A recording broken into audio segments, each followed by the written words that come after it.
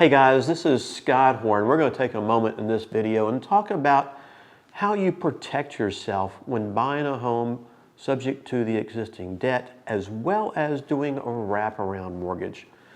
Now, I hope you find this helpful in your business. And if you do, take a minute and like the video. Don't forget to make any comments below, and certainly don't forget to subscribe to our YouTube channel as well. So let's jump right into this and get the ball game rolling. So when we talk about a real estate transaction, whether you're buying the home subject to the existing debt or doing a wraparound, either one, you need to know what you are actually buying first and foremost, and not just trust what people tell you along the way. I don't care whether it's a homeowner or an investor, whomever it might be. Trust but verify are always the best words to utilize, I think, out there. So with that, when you're buying a home subject to the existing debt and doing a wrap mortgage on the back, you need to know what you're actually getting a hold of. And the way you do that, first and foremost, is by getting the most current mortgage statement that the seller has. This will give you everything you need to see, from the loan balance, the amount of principal, interest, escrow you're paying, whether there might be mortgage insurance involved or other things. It'll tell you arrears. You need to pay special attention to escrow arrears as well, and make sure you get all the proper answers along the way. It'll tell you what the interest rate is and things of this nature, and sometimes even the origination date is on some of these. Now, don't let someone give you a computer printout that they pull down online, because it doesn't contain the necessary information. And it's information from this mortgage statement that we like to utilize in the disclosures between you and a buyer.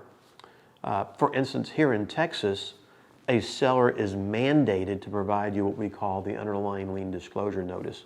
And that contains the name, address, and phone number of the lender, the loan number, the loan amount, interest rate, and monthly payment.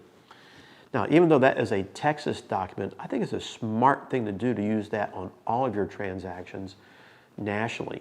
It's just a good thing to have out there, to have in your file, to make sure things are correct. In addition, here in Texas, there's an insurance disclosure that is required to be provided. Now, although in Texas we call that the wrap lending bill, where you find that, and it's in the Texas Finance Code, when you read this bill here in Texas, it defines a wrap loan. It is actually also a subject to transaction. That's interesting. They're kind of hybrids of each other. Whether that's here in Texas or anywhere, it is truly the same thing, because the property is being sold with a mortgage being left in place.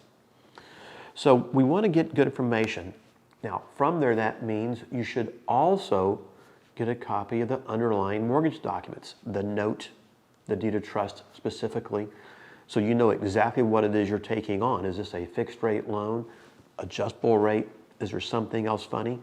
But if you're going to be obligated to make payments, try to get as much information as you possibly can from your seller, and or know what it is that you are wrapping if you're doing a back-end wraparound mortgage. In addition to the mortgage statement and the mortgage documents, get a copy of the insurance policy that the seller has. And of course, you need that so you can get the proper loss payee clauses. Additionally, you may be able to utilize that same insurance company for your insurance based upon what it is you're doing with this home. If you're buying it subject to, with the intent to hold it for a long or short-term rental, maybe you need to change that insurance policy from a homeowner's policy, which most are, to a fire and extended coverage policy. If the house is vacant, maybe you need to add your tenant vacancy clause on there to ensure that you are protected.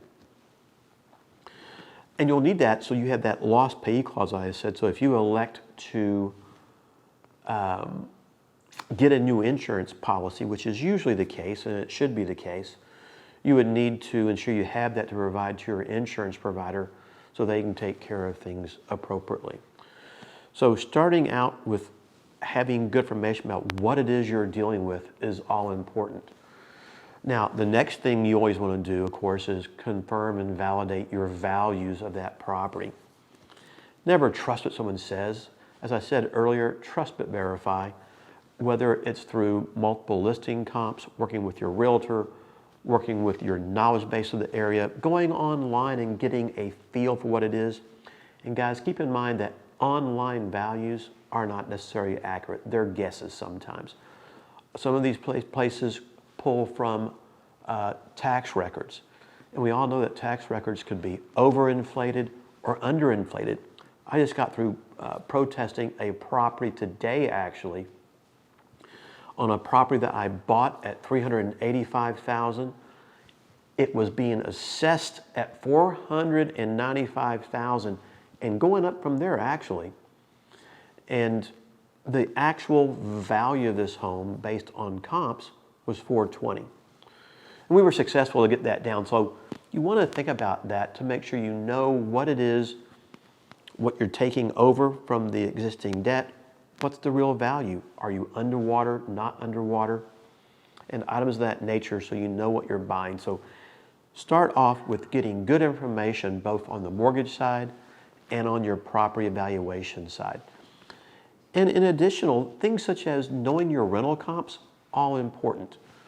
Who knows what you may have to do down the road in the future, whether it is refinance this property through a DSCR loan or a mortgage loan. And knowing what those comps are will certainly help you navigate that scenario along the way. So from there, let's talk about some of the contractual things you need to have and should be considering when we're talking about buying a home subject to the existing debt. So when we're buying a home subject to the existing debt, what is so important is to ensure that between you and your seller, that you have good disclosures. And of course, the number one thing we want to disclose is that thing called the due on sale clause. We've talked about that many times on this channel. But basically it says if you ever sell the house, the seller is supposed to pay off that loan pursuant to that clause. Now the good thing is there is no due on sale jail, as they say, but it is a breach of a contractual provision and they can ask you to pay that loan off. Now, a lot of people think that it never will happen to them until it does. And although it doesn't happen often, it certainly can happen, which is why disclosure is so important. It's important to make sure you've disclosed between you and your seller that that seller will have continuing liability until the loan is paid off. And the worst thing I hate to see, especially investors do, is somehow have a seller think that that loan's going to be paid off sooner than later when it's not. I like to tell my sellers always that that loan will be paid off through attrition and anticipate through its term, but it may get paid off sooner through various things that could happen along the way, whether maybe you refinance that property, sell it, or if you did a wraparound on the loan, that buyer might sell the home or pay it off too. But I never give them a date that it's going to be paid off. I want those kind of things in writing. I want to ensure that that seller understands that the property is going to be insured, that I'm going to have their power of attorney limited to the property, the insurance, the mortgage, taxes on that property only, and we'll take care of things. I want to ensure that they have the ability and the knowledge base of how to verify payments are being made. If you're going to put that property into some kind of a trust, always disclose to the seller if you ever convey the interest from one beneficiary to another. They need to know who is in control of their property, who is making payments for contract purposes. And keep in mind, oftentimes you may or may not be asked to sign a personal guarantee with that subject to transaction. I don't get asked often to represent a seller in this scenario, but if I did, I would be incorporating that into the transaction every time. You just don't see that too often out there. So make sure you're doing the right thing. You have good, you have good disclosures between you and your seller that walks through all these items. Everything from, as I said, the due on sale clause, that they're not being released to liability until that loan is paid off. Maybe some clauses that will survive closing regarding interference in your arrangement with the mortgage company. We see some people occasionally that will go out there and they'll terminate the power of attorney. They simply don't like the fact that you got them out of usually a tight spot somewhere along the way, and now you're making money and they don't have that opportunity, or it went up in value and they don't get a chance to gain in that at any time. These things really do happen in real life, and so having good clauses in your contract, good disclosures that identify everything is so important. And for you as the investor per se buying this property, know what your contract says so that you can properly explain things to your seller.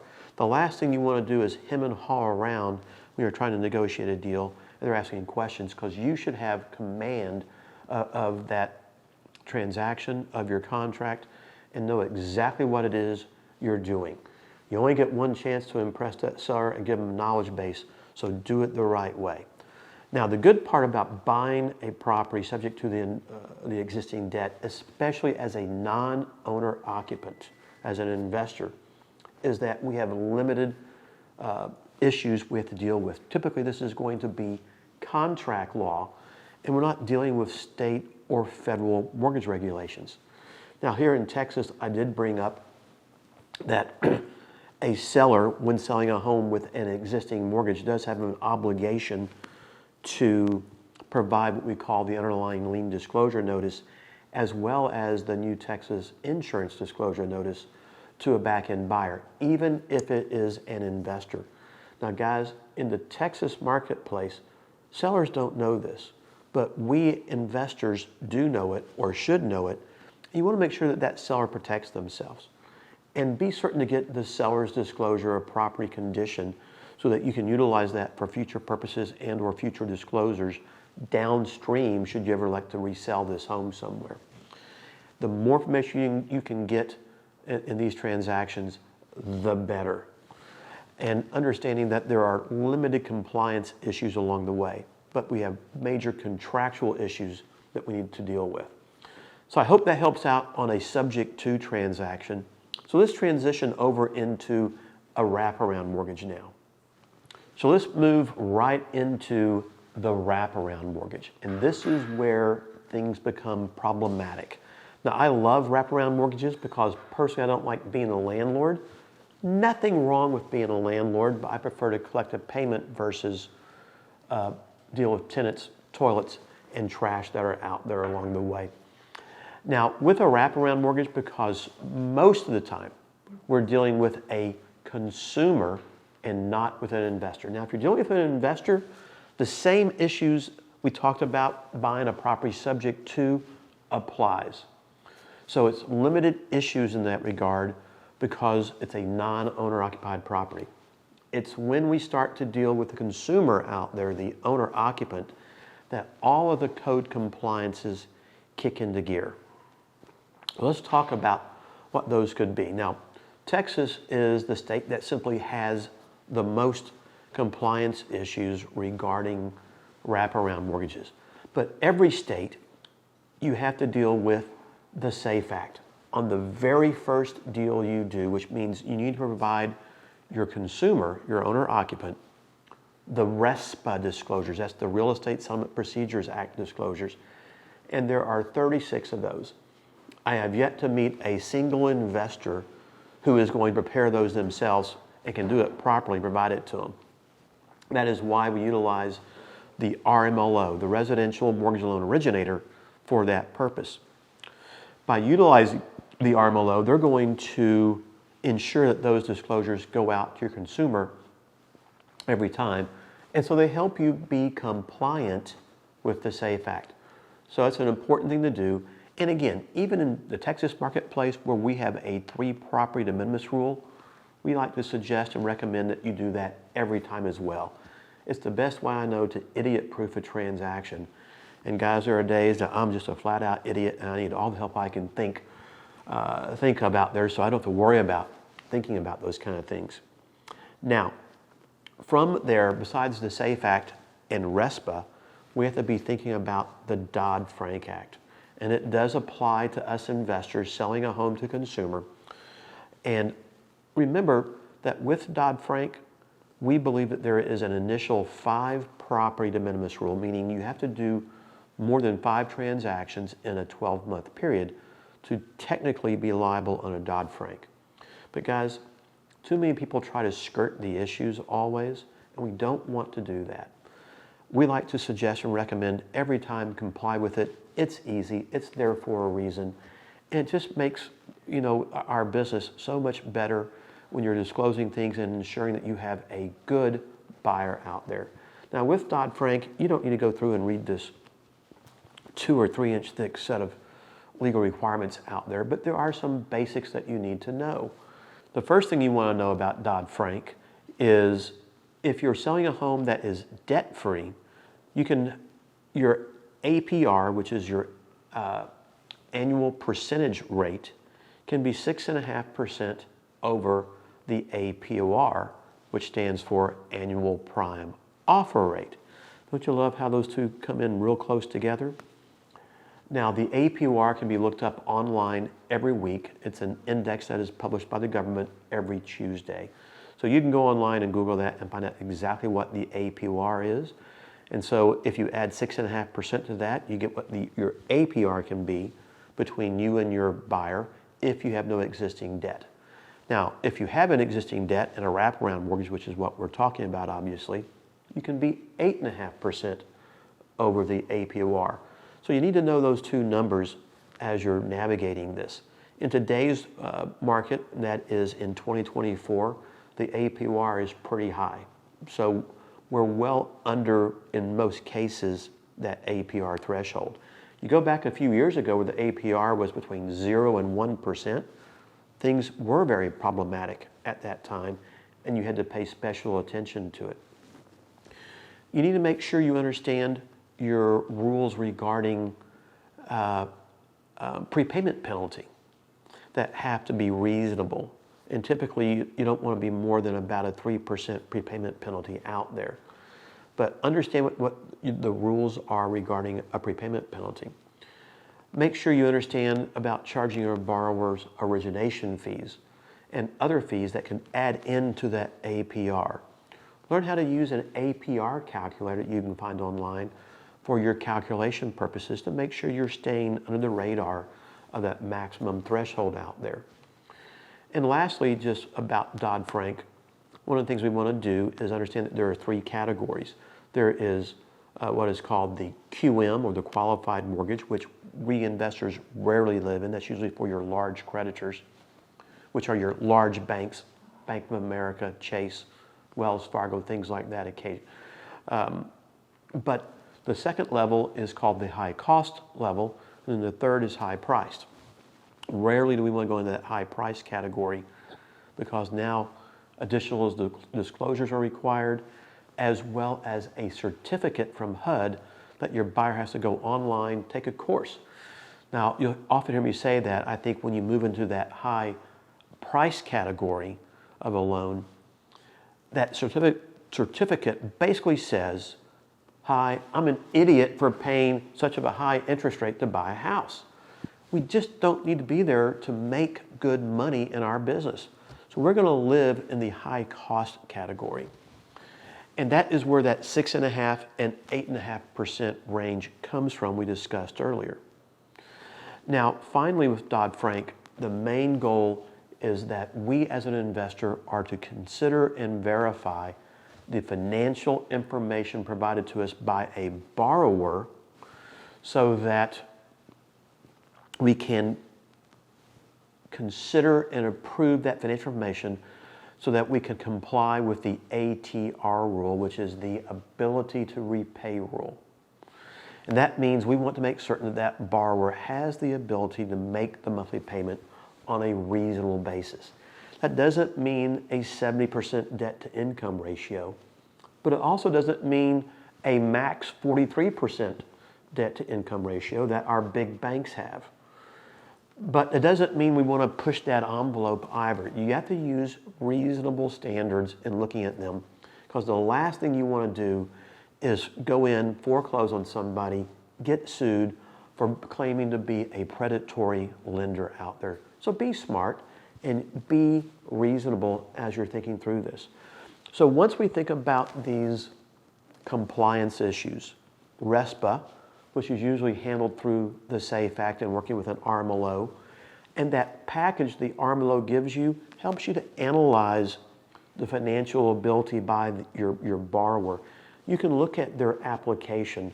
You can look at how long they've rented the property, what they were paying previously, their employment, what they stipulate they're making, things of that nature along the way. And the RMLO package helps you to comply with that ATR rule that we discussed earlier as well. So you've got to understand compliance, and then you want to make sure that you have good documentation between you and your buyer. And by that, you want to have a valid note. You want to have a valid deed of trust for your state that you're in. You want to make sure that you have a vendor's lien in your deed. And if a trust is going to be selling out the property, same thing. You want to make sure that you have proper language on your documentation regarding your trustee of the trust. And so make sure you do not do these documents yourself, but you have a proper attorney who's knowledgeable in this area draft these documents for you, and that you are properly disclosing in your mortgage documents the existence of the underlying mortgage. And of course, just like with the subject to transaction, guys, it is all important to ensure that you have proper disclosures between you and your buyer. Now again, Texas is the only state that I know that gives a buyer a 7-day period to terminate the transaction for any reason they want after receipt of the underlying lien disclosure notice that we have talked about. Most states do not have that out there, but Texas does. It also has issues when discussing the Texas insurance disclosure notice form. And here in Texas, we've got to disclose those in both Spanish and English. So again, should you do that in your contract between you and a back-end buyer in other states? It is a great idea to do it. It doesn't hurt. Again, I look at it and go, the more the better. The more disclosures you can provide to your buyer, guys, I think it is better to be able to do that along the way. So just like a subject to transaction where disclosures are so important, it's the same with the wraparound mortgage. It's having good documentation with your subject to transactions from a standpoint of protecting your seller, as well as with a wraparound mortgage in that instance. So guys, I'm going to go back a minute. This is going to be added on to the subject to transaction. So other than having good disclosures in your subject to transaction, knowing what you must have between you and your buyer is all important. I believe it is so important to ensure that you protect your seller with a security instrument, a deed of trust.